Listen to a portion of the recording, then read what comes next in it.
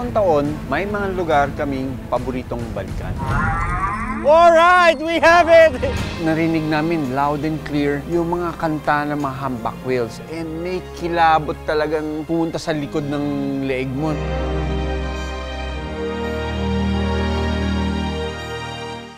Lalo na bihira itong makita, mapalupa man o dagat.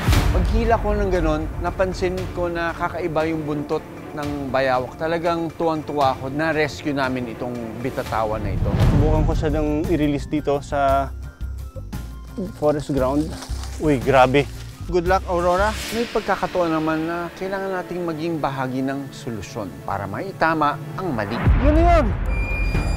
I saw the slash in the neck. Pag nandun ka sa sitwasyon ng mga farmers, maintindihan mo wala silang laban sa problemang naidudulot ng overpopulation ng mga